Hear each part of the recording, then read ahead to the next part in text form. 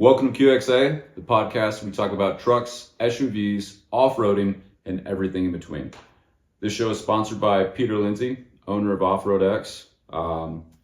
Welcome back, season 2. Here we go, right? Excited? Holy cow. We made a whole nother turn at it. I know. I think last time we did 6 or 7 episodes. The goal here is 10. So we are stepping up our game.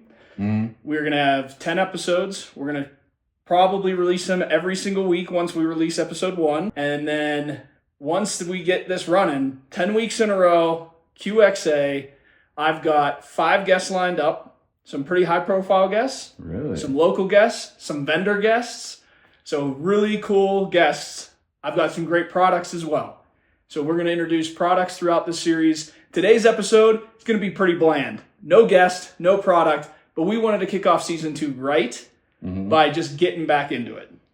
Yeah, so today I think what we're going to discuss is off-road tech and gadgets. Innovations changing the game. Yeah. You got any insight about what we're about to get into on that one? Not really, by the way. Okay. And for those that haven't seen QXA before, just understand, I don't know what we're going to talk about. Spencer gets a script before the show, so he doesn't really know what we're going to talk about too much either. And so it's a lot of fun. And if you're a viewer out there and you want to contribute, guess what? You can ask questions, and hopefully that'll lend itself into a future episode where we'll answer it for you. Absolutely. And just so you're aware, again, if this is your first time viewing season 2, I'm the guy that doesn't know much about cars, automotive, anything like that. Peter's the expert. I'm here to ask the questions that most of you guys would ask, just like I would, how do you buckle up, right? Yeah, so exactly. That's where we kind of start. That's basically my knowledge on and all this. So yeah, and before we get going, because people actually care about you, Spencer, how's life been for the last 4 or 5 months? You do any off-roading? Do anything new to your rig? Did you do anything special? Well, we got new tires. Yeah. But again, my truck is a pavement princess. So yeah. You went all out with your tires. You took advice from, I can't remember what episode from season 1 about how important tires are. Right. And you went with the KO3s. You've been running them now for several months. What do you think? How do you like them? I think they're amazing. Very aggressive look. Love it. Rides smooth. But yeah, I haven't got to test in the mud yet. So well, we all know that's not going to happen. I ride in your trucks for that. Correct. So. But you got to drive it in the snow a little bit yet? How did those tires do in the snow? They did very well. I took traction control off for the fun of it. Yeah. And no, they're crushing it right now. That's awesome. So there you go. There's a person that's actually taken the advice that we've given on this podcast, put some awesome tires on his F-150 Raptor, and is loving them so far. Yeah. Once again, the motto was, what touches the road is the most important kind of thing, right? Yes. So traction, connection, all that is very important when you're obviously driving a vehicle. Yeah. So, but the way we do this, we have topics that we're going to talk about. We have fan questions that were asked throughout the off season here that we're going to dive into and see Peter's knowledge on it and see kind of what we can dive into here. So we'll have fun with it. Peter, how have you been?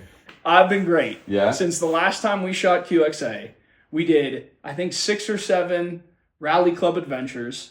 We did Moab 2025, which was absolutely insane. The muddiest trip I've ever been on in my life. We had over 2 inches of caked up mud on all the rigs. We had 6 rigs go from all over the country. People came out and joined us. It was a phenomenal year. On top of all that, Off-RoadX itself grew like crazy. It was like wildfire. Can't keep up with it. It's a good problem to have. We're looking forward to expanding further into the future. Are you still doing the Rally Club? Yes. So the Rally Club last year was such a success. This year, we're going to do it bigger and better than we've ever done it. And that's just going to be the trend year over year as we go forward. And now that I've got multiple rigs, now I'm kind of like rotating rigs for the types of trips that we're going on. And then like in Moab, we just brought them all. So we brought all rigs. I actually, now that we think about it, look back, we did 7 episodes. And I think there was a reveal coming on Off-RoadX of potentially a new rig. Yeah. I'm not sure if this camera can pick that up or not, but it's right behind Pete. And I don't know if we'll get into that today, but there will be an unveiling of that. Yes. And we've already modified it quite a bit. And there's more modifications coming. So there's going to be a whole build series on it as well. So yeah, it's right there. And I will say, it scared the crap out of me when I drove it. Just a heads up. Yeah. So stay tuned. Watch for that episode to release about the special rig that we got coming for you guys. Yeah. I actually think it's a few episodes from now on QXA that is specifically designed for that rig behind us. Yeah, it's like a unicorn or the great white buffalo. Yeah, something like that. Yeah, whatever you want to refer to. It's an anomaly. Yes. Wrapped in an enigma. Those are big words for me as well. But yes. So, but in this week's topic, we have next-gen GPS navigation tools for remote trails, off-road communication devices, trail apps, innovative safety, recovery, and vehicle monitoring techniques. Tech, really, not techniques. Must-have dash cams, multi-camera systems, and lastly, how technology improves performance, safety, and confidence off-road. Awesome. So, yeah, there's a lot to unpack there. So yeah, I'm gonna need to know a lot about all of this. All right, so first fan question that we had missed, and we're gonna get to it now, is what are the best GPS systems for off-road and overland trail? Yeah, there are several different systems out there that are available, and so I'll kind of go over a few of them. Okay. From a free perspective, Avenza is a great app that you can get onto your phone or you can get onto your iPad. I believe it works with Apple CarPlay as well, and it allows you to download what's called the MVUM maps. Okay. Those are motor vehicle use maps. And so you can load those into those. Now, those are static maps, and they'll show on the screen in Avenza as a static map. But there'll be a little blue dot where you're going down that static map. So it kind of allows you to see where you're going and where you are on a static map. So just imagine, the old school go to AAA, you get a map, but just imagine when you're looking at that map, you see a blue dot of actually where you are GPS-wise. So that's kind of like the lowest level. I do encourage people to get MVUM maps when they are off-roading, and Avenza allows you to see those MVUM maps and also download them for free on that platform as well. So I think that's kind of like the base level. Right. I should say the base level is maps, but we're talking about tech today, so this is the first tech. For my knowledge and other people that don't have the confidence to go out there by themselves, we might dive into it, but I don't actually believe this is going to come up, is on this Avenza map, is there like a safety checkpoint or anything like that on any of these static maps? It's like, hey, this is a safe haven, this is a home if anything happens.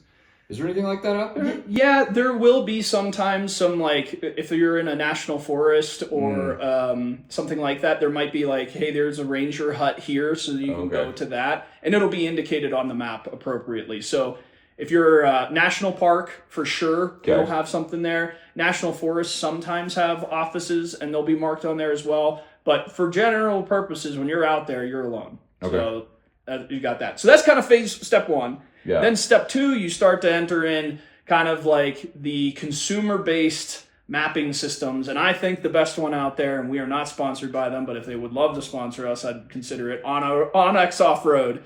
And we actually get a ton of phone calls. I'm about to say, that seems really fitting. Yeah. You guys should definitely hook us up with that. Yeah. We get a ton of phone calls for people trying to call OnX. Yeah. And they end up calling us. And I have to tell them all the time, like, no, you got the wrong number. Sorry. You're making the right choice. Yes. But you got the wrong number. That's right. Absolutely. And so OnX Off-Road is way more advanced. It really allows you to dynamically look at a map, just like you would look at Google Maps. And you can It's like 3D and stuff like that? Absolutely. Oh, wow. You can zoom in, zoom out. It's got thousands and thousands of trails that are already marked. Right. Plus, you're going to get that little blue dot that you get on the other maps. But this is dynamic. So you can plan your trip on there. You can look at other reviews of trails on there, zoom in and zoom out. You can download the maps offline. You can plan your entire trip solely on that software. And there is tiers for purchasing it. There is a free level, then there's an intermediate level, and then like an elite level. Okay. The elite level gives you discounts at all kinds of different vendors and things like that, or you can join the Rally Club and get discounts through us. There you go. There's a quick plug. Exactly. But the elite allows you to do that. And then the intermediate ones for like guy like me, where I'm planning a lot of trips. I need to use the software to its fullest potential, but I don't need the discounts because I have a shop that does that. So it allows it from a free level all the way up to this elite level, gives you all kinds of different features and subsets to be able to do it. So that technology is super awesome and probably what's right for our audience 99% of the time. Is there chats inside some of these softwares? I don't believe there's a chat Any inside the software, but there's plenty of forums and other Gotcha. places, where you can get information that you need to regarding whatever you're looking for. Yeah. And then, or join the rally club if you're looking for a buddy to go with. That's right. Yeah. That's right. And then the top tier is like a system like Lowrance, and that's like a race system. Okay. And it's where, you kind of need to be a little more techie, a little more understanding. It's an expensive system to start with, but you can get super accurate GPS, which isn't far off from what you get on OnX, but it is more accurate. It tracks your vehicle a little bit better. And so if you're planning a race or you're going like outside the country, so if you're going to like Baja or Canada, this system might be a little bit better for you because you can plan ahead on it and it mounts right to the vehicle and allows you to do that. So I would say those are kind of like the 3 tiers and the 3 recommendations that I would make. Again, Avenza from the low end, OnX for most people, and then Lowrance for the people that are really like super techie, want to be super accurate, want to have all this telemetry information coming at them from their rig plugged into the software, and then they can end up using something like Lowrance to go racing or even just general off-roading as well. But it's just that system's designed for a little more advanced type off-roading. Absolutely. So check that again. You got static maps, and you got more interactive maps with very high level of detail and depth and connectivity to your vehicle. You got it, man. I'm listening today. Next one we have, though, how do communication devices improve safety in remote areas? Yeah, so there's such an advancement. Like the question I asked a minute ago, Yeah, this is such an advancement in technology that's happened over the last really 2 years when it comes to communicating off-road. So first of all, if you don't have a way to communicate while you're off-road, in my opinion, you probably shouldn't be going. Okay. You should have a way to communicate because you're going to get to an area where there's not good cell service or no cell service at all. And so you should find a way to be able to have access to communication. Now, if you're in a group, kind of like the base level communication is a GMRS radio. Yeah. We install up to 50 watt radios in people's rigs if you want it like installed in your rig. But even like a Midland 15 watt handheld is plenty good enough to go a trip with your buddies. And they don't cost that much. You can get like a 4-pack for $50 or $60. Yeah. And that's going to reach miles and you're going to be able to communicate, and it's handheld. You can take it from rig to rig. So you don't have to have we run 50 watt radios in the rigs and they're mounted to the rigs. And that's tied into your power system, battery system, all that, Correct. Auxiliary switches and all that. Yeah. Okay. And so that system works well for us because, we're leading these trips. We want a 50 watt radio can reach out. We can make sure we can hear the back of the pack, the middle of the pack, and everything in between. Whereas the handheld, you can kind of lose that some people over distance or over the crest of a mountain and things like that. But GMRS, again, kind of like that base level. The next level up, it gets more into that safety aspect. It's like, and by the way, GMRS, like a Midland, it'll have like a button that you can hold down for weather. And there's weather broadcast all around the country from NOAA. And you can pick it up on the handheld or you can pick it up on the radio. And so if you're in a remote area and you need the weather and you don't have cell service, hold that button down. You got to listen. It's old school. It's like AM radio. Oh, man. But it's cool because you get the latest and greatest weather. And we've actually used that probably once or twice a season because it's much easier to use that than it would be the next option. Right. And the next option is that almost every single modern phone has satellite communication. And so from an emergency perspective, having a new iPhone, a new Android that connect directly to satellite is huge. You don't need that big bulky satellite phone anymore. You don't need the Garmin connection to satellite thing anymore. If you have a modern phone, you're probably good. Yeah, you're going to be able to connect. We've used that as well on our trips, and it's been very successful, like almost no time. We've never not been able to communicate if we needed to. Yeah, and you guys go really out there, really rural. Yeah, we've gone to the furthest place in the lower 48 from humans that you can possibly get on public land. I mean, that's how far out we've gone. And we've never... You stayed connected the whole time. We've never been worried. Now, we don't have high-speed internet or anything like that. Yeah, which I'm gonna as you shouldn't. As I'm going to get into in a second. Oh, my gosh. So I think having a modern phone is really good if you're going out there because it allows you to connect to satellite. And then that leads me into the next thing. We're like this close to never, ever being out of cell service ever again. T-Mobile signed up with Starlink. Amazon's releasing their low Earth orbit internet system soon. Yeah. And Starlink now, there's all these things. We've installed Starlink on like 4 rigs now. Oh, really? And so like people can go way out and use Starlink, and you just have high-speed internet everywhere. I don't like that personally because I want to escape. Yeah. But this modern society that we're in, that's what people want. And we've had customers come with that in their rigs, and it works. And you have 50 gigabit down and 100. Just out there watching YouTube and TV all day. Streaming all you want. If you're not watching our podcast, then you know what? Turn it off. You know Exactly. what I mean? Little frustrated with that, but that's the reality of the world we live in. And so, again, those are kind of like the 3 levels. Base level, have that basic communication, GMRS. Second level, have a modern phone that you can connect to satellite with. Yeah. And learn how to use that. So if you have an iPhone, there's like a training thing that you can do on your phone to practice it at home before you go out.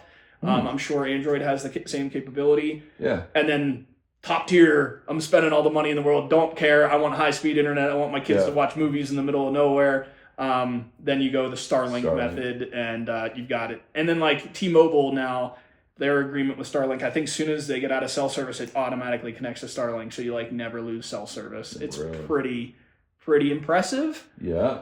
But not my cup of tea. But that's just the world we live in. And all of those are safety things, by the way. Yes. You're asking about safety to begin with.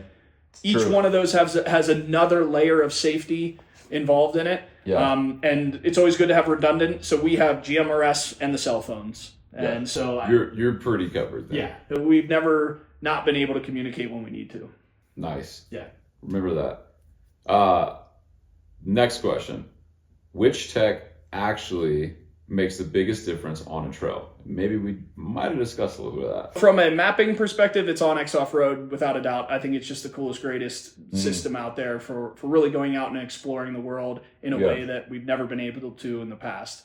And there's other softwares like OnX. I just think OnX is the best, and we use it when we go and do. Do you happen to know subscription fees or anything like that? It's pretty inexpensive. I don't know off the top of my head, but maybe I'll post it on the screen right here so people can see the rates for it, but it's pretty inexpensive. We do the middle level because we don't need the discounts that the elite level gets us. Yeah. And the elite level does give you some other things too. I think like private land ownership information. So if you're going near or on private land, that you can call the person, and if you got stranded on their land, you could notify them or whatever. Or if you want to call them in ahead and say, hey, I see this trail goes through your property, is it going to be okay that I come through? Which we always encourage people to do that. Communicate ahead of time. Absolutely. Communicate more than you can. Yeah. So yeah, OnX is fantastic. Getting back to the tech off-road though, man, there's some cool tech in this industry right now. From top of the thing though, like what is your best bang for your buck? That's going to make the biggest difference when you're out there, whether it's from an air compressor, I would think that's pretty important, It's pretty good. No, but I think like from a technology base, like if we're just talking about tech, it's got to be drive modes with all these vehicles. Okay. So all these vehicles are now coming with all these drive modes, and it takes, for me, when I'm off-roading, I'm in manual mode all the time. So you want to control it all. Yeah, so like I have a Bronco and I have a Raptor and this rig behind me, and each one of these rigs though, I don't do the preset settings. I don't do the drive modes. Okay. I want 4-wheel drive high. I want a locker engaged. I want to disconnect the sway bar. I do that all manually. Okay. Because I know what I'm doing. I kind of know what I'm doing. You understand the vehicle though too. Because me, I'm like slippery. Absolutely, I'm putting it on. Yeah. And I think because drive modes just takes all that away. So when people come off roading with me, oftentimes, and we're coming up to an obstacle, they'll say, "Hey Pete, what should I be in?" And it's real easy for me to say rock crawl mode. Oh yeah. And they just click, click, click. They're in rock crawl mode, and boom, they're off and going. Go. Yeah, and that rock crawl mode may not be set up exactly how I would set up my rig to go over that obstacle, but it's going to be 99% of the way there, or 90% of the way there. Yeah. And it's going to get them through the obstacle, and they're going to build that confidence over time. And if they want to develop the skills of knowing like what is rock crawl mode actually doing, then I could sit with them and talk about, okay, when you put it into rock crawl, it's actually putting it into 4-wheel drive low. It's engaging the rear locker. It's disconnecting the front sway bar. It's doing all this stuff automatically for you. Yeah. But you only have to turn the dial versus knowing each individual thing.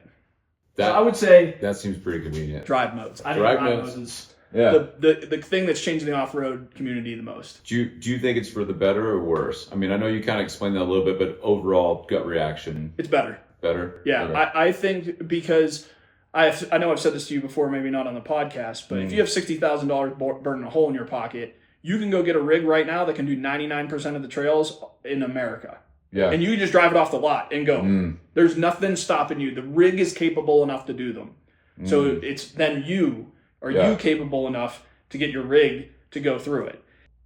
When I think about like somebody that doesn't know anything about off-roading, dropping that 60 grand, getting that Tacoma TRD Pro or whatever they're getting, and then immediately going off-roading, man, it's so much nicer to know that like all they have to do, they got the easy modes, they put it in the right mode, they get through the obstacle, and that way they don't need to be recovered as much. They're not plugging up trails. They're not doing things out there like struggling real bad, looking like an idiot sometimes and getting embarrassed if there's a big group around them, because it's just like, you know what? I'm just going to turn the easy mode on and I'll just get through the obstacle. I have a question for you off topic from technology. Sure. Where do you think most people get stuck? Is it like high centering? Is it wedged between trees?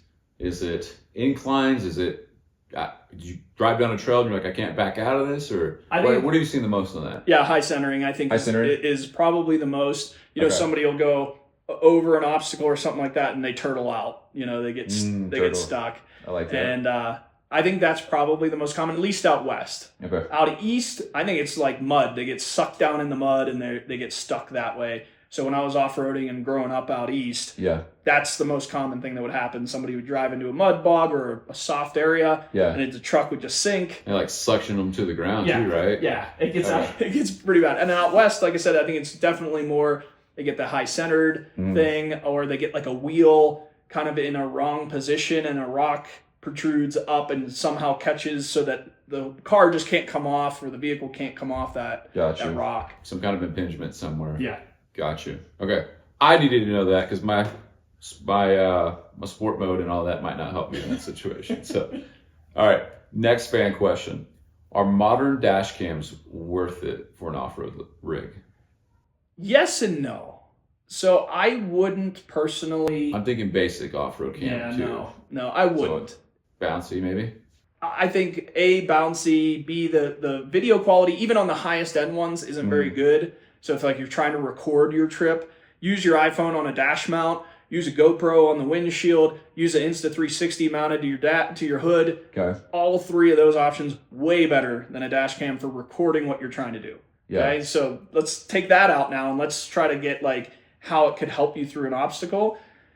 It just is the video quality isn't good enough. It's not in real time enough. It's not, it's just, I don't think that's dash cam for driving around town and try to protect your vehicle from some mayhem that somebody's going to hit you. Checks, things like that. Yeah. Now, is video cameras helping the off-road community? Absolutely. So for instance, like the Bronco has 360 cameras. They show up on the dash. They've got markers. So when I'm moving my steering wheel, even though I can't see over my hood and I see a rock in the video, I can put my tire right on that rock because it shows me where my tire lines are going.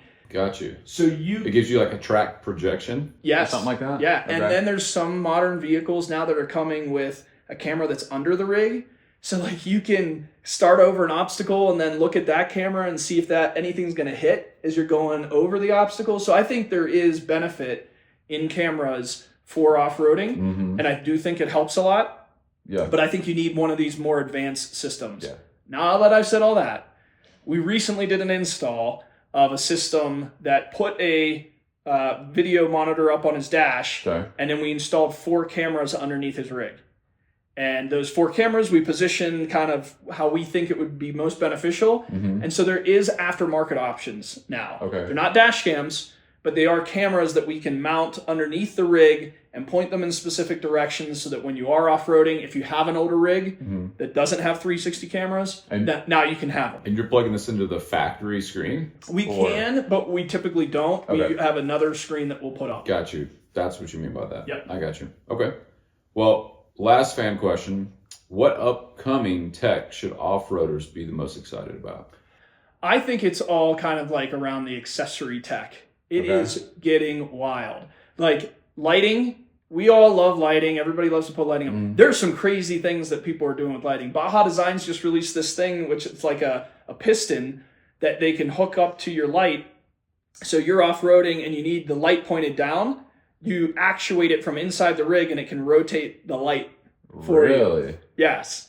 And then there's a lot of brands doing things that aren't in the off-road community that we've seen because we've done some other unique vehicles where there's actually like a dial and the light can spin in 360s. We can do all kinds of crazy things with it. We can... Just so much more control, right? Yes. Unbelievable. Is there any AI implemented in vehicles or off-road rigs yet? I don't think to the level that people are considering AI, but here's a fun thing, and there's a box right behind you with one of these in it. Okay. Rigid has this light bar, and the light bar connects up to your ECU through your OBD2 port, and the faster you go... Did you get all that? The faster you go, the more the lights become spotlights and project further out in front of you automatically. So they're like focusing in. Yes, and the slower you go, the wider it gets and the less... It's doing far out. Wow. And it's doing all that in real time. Like you're not having to touch anything. You're not having to do anything. And it's a phenomenal product. That technology is so cool when it comes to lighting. But beyond that, I mean, there's so many other things. The electronic disconnecting sway bar, like what the Bronco has in it, where you can be bound up on an obstacle and press the button and it'll release the sway bar. While you're already bound up. You're already in a precarious situation and then you can disconnect. Like that's not revolutionary, but it's definitely like way up there in the cool tech stuff. Yeah. We talked about cameras. Cameras are really cool. I think that's a neat thing. All this stuff like the engine mapping and all this other kind of stuff that they're doing now too for like off-roading is really cool. But I'll tell you what's going to be the coolest. What's that? Is when electric vehicles get figured out for off-roading. That's going to be really, really cool and super high tech. And there's a company that's on the verge of releasing a vehicle called Scout Motors, and they have an electric vehicle with a generator in the back to extend your range to over 500 miles. Wow. That's going to be really cool. Can't wait to see it. It's about 2 years away, and you best believe Off-RoadX is stewing something up. Oh, man. There's a whole nother conversation into those, because I believe those are heavier vehicles too, They are. right? They are heavier, yes. Like there's you trade-offs. There's trade-offs. But it would be really exciting to see because every time you came in here, it coming down the road, right? So that would be exciting. So, hey, we appreciate it. That's all the fan questions we had. But the next segment we're going to get into is rapid fire for Peter. We asked some questions about, like or dislike or yes or no kind of things. But rapid fire question number 1. Okay. Smart gadgets or traditional gear? I think this is pretty... I'm traditional gear kind of guy. Oh, really? Yeah. I thought you just hyped up technology for the last 20 minutes, and now you're like... I'm embracing it. Give me a pickaxe and but I think matches. I think give me gears. Give me bigger tires. Give me a lift. Give me old school suspension. Give me the ruggedness that's not going to break, that I can go and survive. Yeah. Technology is awesome, and it's cool, and it definitely helps. But I'm going to rely on the old school tech. I mean, I want a plug-in coffee maker in my truck if I'm out there. The Starlink TV out there. It sounds pretty cool. Yes. So I'm going to lean the other way. You do that. I will, for sure. All right. Next rapid fire question. We have high-tech tools versus hand-on experience. I think hands-on experience. I'm going to be... I'm being a Gramps here. I'm being a boomer. I don't know what you want to call me, but... Yeah. I think the high-tech stuff definitely helps for beginners, for sure. It gets you to a more advanced state quicker than kind of the old school knowledge way. But nothing beats experience. We know this throughout life. I mean, forget off-roading. Everything in life, the more experience you have, the better you're going to be at it. So definitely the experience path. I would agree. Second to last one here. Safety tech, essential or optional? Always essential. Always right? Essential. I mean, tech, when we talk about tech, you can be safe without the tech. But I think in this modern age, having it is nearly essential. Like I said, have that cell phone that can connect to a satellite, have GMRS radio. These are requirements for me. I don't off-road without them. How likely do you think it would be? I agree with you. I think it's essential every time. How likely do you think it would be if you went on, I would say, a fairly decent trail that's used quite a bit without any tech and you get stranded and you're by yourself? How long till you're found? Depends on the trail, but if it's a fairly used trail, sometimes just minutes. Oh, 10, really? 15, 20 minutes. But if you're on a trail that's like not widely used, I mean, we go on trails, like I said, we go on trails that are just unbelievably. Do you ever see no one out there on some of your trips? We've gone sometimes where we'll go days. Oh. Days. Oh. And we're traveling 100 miles during those couple days, not see a soul. No one. This is a big world. It is crazy. Oh my God. It is wild. Dude. And so we come super prepared in those situations Yeah. to make sure that, like, you know, we bring enough food. Survivability is definitely top, right? And we talked about that on another episode Yeah. of how important that is and being prepared for it. Absolutely. All right, last one we're going to end with. High-tech or budget-friendly solutions? I think it goes by your budget. So the good budget-friendly solutions will get you there and get you back without any issues. But if you're going high-tech, typically you're going to spend money on that because the more techy, the more money it costs. For me, I'm blessed. I've been blessed with in this world, with this business, with everything. So for me, the high-tech, I'm going to spend the money. I'm going to get the right stuff. But that's not for everybody. And I don't want to say like you have to have that because you don't. Because there was one day where I had $15 in my bank account. Yeah. But I was going off-roading. Two-wheel drive and everything. Yeah, exactly. You know what I mean? Exactly. Yeah, you don't have to have it all to have fun. That's right. Just do it safely. Exactly. Right. Well, hey man, good to be back. Season 2, that was a wrap. So if any of you fans out there have any questions, hit us up on Instagram, Off-RoadX, Facebook, Rally Club, join, get your discount. Throw out some comments if you have anything coming up, anything you see. Give us a shout. Yeah. And this season, I want to start calling people out. So as we get into this kind of QXA thing, like, maybe this first episode I go, hey, Brant, come on, man. Put in a question. Let's hear from you. Okay. I'm going to call out 2 people because it's the first episode. Loanne, how about we get a question from you as well? I'm gonna call some people out. Dude. And if you go ahead and you do ask a question, we're gonna call you out and just say, hey, Joe, whatever your name is, thanks for asking the question. Here's your question. So we're gonna do a little better job of engaging with our audience a little bit more. And I think calling some people out like that will get that trend going. It's either we're gonna get no Christmas cards or we're gonna get a lot. Exactly. So, right on. Great job. Thank you. All right.